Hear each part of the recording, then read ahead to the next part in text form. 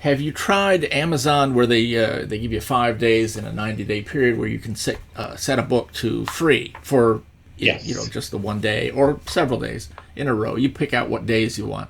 Have you tried that? And also, what kind of results did you get from that? Anything? Yeah. So the only books I've got, you can only do that if your book is exclusive to Amazon. So it has to be in their Kindle Select. You can't have it available anywhere else as an ebook. You can have it as an audiobook or a print book elsewhere, but the ebook has to be exclusive to Amazon. And so I will. So the first thing to know is if your book is Kindle Select, you probably aren't going to get to the big dog of the free sites, which is the BookBub, because BookBub really seems to be looking for the wide release books. That is not necessarily always true, though. I think I have seen some authors get BookBub with Kindle Select books.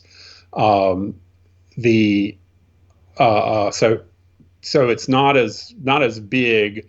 You're limited then to promoting your free book on smaller sites than BookBub. And again, I find less carry through if I'm pricing the next book at its regular price. So one strategy I do is I have the first book free and set the second book to be 99 cents for the same time. And if I do that, then I get about, I would say 30% or more of the people who download the free book will pay 99 cents for the second book. And that usually is enough to cover more than enough to cover what I've paid for the ad. But then if I leave like the third book in the series at the outrageously high price of $2.99, no one downloads it. Okay. I have experimented a little bit. It's been years. I think about 4 or 5 years ago, I made one of my books. It was Skin Brain, free for the weekend, for a whole weekend. And it was a weekend I was going to a science fiction convention. And so as I was on panels, throughout the weekend, I would announce when I was introducing myself that my book was available for free this weekend, all weekend. I think it was about 600 downloads of that one book, but very little sales of my other 2 books that I had out at the time. And I did not lower their prices. I left them at their regular price. And I was, pleased to get all these free downloads that mean that, theoretically, people were reading my book. Some of them I'm sure did, but it didn't really didn't produce any sales. Plus, I had no knowledge of mailing lists at the time, and so, of course, and even so, Amazon does not allow you to gather emails from the people who download your book for free. But that was the only promotion I did, speaking, mentioning it at the beginning of maybe 5 different panels that I was on that weekend. Still, I was impressed with the number of downloads. That was nice, because there were only about 1,000 people at the con. That was in an era when the free was still kind of a lesser, not as many people were using it then as today, where the market is kind of saturated with free books. In some ways, authors are facing the same problem that a lot of musicians hit whenever streaming, went live. Is people have just stopped listening to certain bands if they're not part of the streaming service that they're subscribing to. So I subscribe to Amazon. It's Amazon Prime. Amazon Prime has a catalog of songs I can listen to for free. And for years and years and years, the Beatles were not part of that. They were exclusive to Apple for a while. Really? I had no idea. Okay. Yeah. I mean, lately, now I think their full catalog is available on Amazon. But for a number of years there, I was building up these big catalogs of songs, but it was just so easy to forget that the Beatles existed. They weren't coming up in search results. I would search for if if I wanted to look for a Beatles song like "Come Together," and Hmm. typed in "Come Together," it wouldn't offer me the Beatles version. It would offer me, the Joe Cocker cover or something, Ah, because the original book or the original one was not part of their catalog. And so I think that's one of the things that I worry about with Amazon's Kindle Select. You put your book there. Is it still even visible to the rest of the world that is reading off of Kobo or Apple or Barnes and Noble? hmm. And I don't see, until I see major. I hope I never see major retailers or major publishers sign these exclusive deals with Apple or with Amazon. And the fact that indie authors kind of get coerced into doing it, bothers me to some degree, because you wind up with Amazon being able to give you worse terms and worse customer service, Hmm. and there's nothing you can do about it Hmm. because Yeah. you've given away all your power by not building up fans on these Hmm. other forums. Hmm. I have a personal grievance against Amazon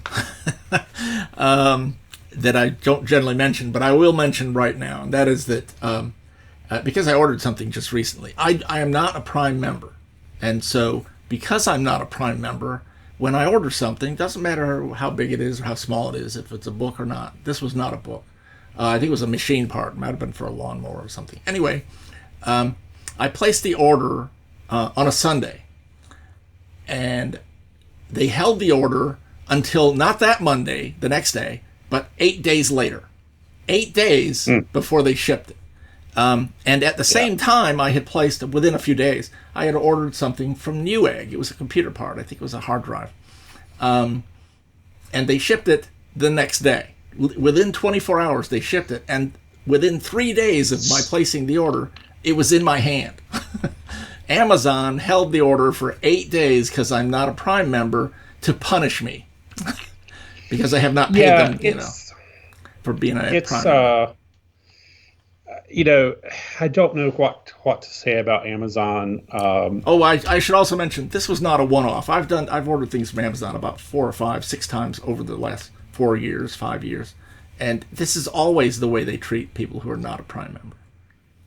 The the I will say that I could not be supporting myself with writing if not for Amazon. Mm-hmm. Amazon is still an incredible source of income for me that was completely out of out of the realm of possibility when I started my career 20 Mm-hmm. years ago. The fact that I'm not basically begging a publisher to put my book out or keeping my fingers crossed that the work I'm putting now is going to Mm-hmm. be supported by an editor, or that the company that I'm signing a contract with is still going to be in business, 2 years from now when the book is slated to come out, which is, a real concern that you had as an author Mm-hmm. for many years. Um, and so Amazon has given me a tremendous amount of control over my career. With ebooks, you get to keep 70% royalty, which is just unimaginable. Mm-hmm. Oh yeah. uh, I on my first book contract, I was getting 7% royalties of of the wholesale price, which is like 3.5%, royalty of the cover price. Mm-hmm. And the fact that I can get 70% of the revenue is, just miraculous. I mean, and the other things, when I was with traditional publishers, I've worked with I've worked with two book publishers that were Science Fiction Writers of America, qualified publishers, Mm-hmm. and worked with several small presses. And the sales data you get from them is terrible. It's laggy, and you never know if they send you a statement saying you've sold 10,000 books, you don't know if the next statement you're going to get is going to say, "Oh, we had 9,000 returns." Mm-hmm. So we're taking back those 10,000 books that we said you sold. Mm-hmm. And there's such a lag. I would go and one of my early events with Solaris, they were going to be at Dragon Con, and so I went to Dragon Con as well, and it was a lot of fun. I did a lot of promotion, and afterwards I was like, did we see any boost in sales? Did our work of you being there, me being there, did you notice that the numbers move? And they're like, oh, we don't see numbers like that, in real time. We'll know in 6 months what your sales for the 6 months were. And so it was just this opaqueness of my efforts at publicity. I just had no idea what was working and what wasn't. Mm-hmm. And with Amazon, I can basically instantly see in real time, if I have moved the needle. I talked about, being on the state of things, and, I could go out, I could drive home from that radio interview, log into my computer and see what I had sold before I left the house and what I had sold now. And I could see, 100 people heard this interview and have already bought my book. And, that pushed me up in the Amazon rankings, and, people kept downloading the book all day. Mm-hmm. And so, that sort of transparency is just miraculous. Amazon also pays you every freaking month. Yeah. They pay you what they say they're going to pay you. Mm-hmm. I guess I've been spoiled too long that I've managed to forget all those benefits Amazon's been giving us. Yeah. Yeah. No, it's a really great service, a great deal for authors. And it's just this, but when is the other shoe going to drop? When is the day going to come where let's say, 70% was too much. We're going to cut that back to 65, and then 65 will be 50%. Yeah. Now, the whole perma-free, the fact I used to be able to have a perma-free, and now it's like, we'll just change your book back from free without warning to keep you from having any control or ability to plan. That is bizarre. That really is bizarre. Yeah.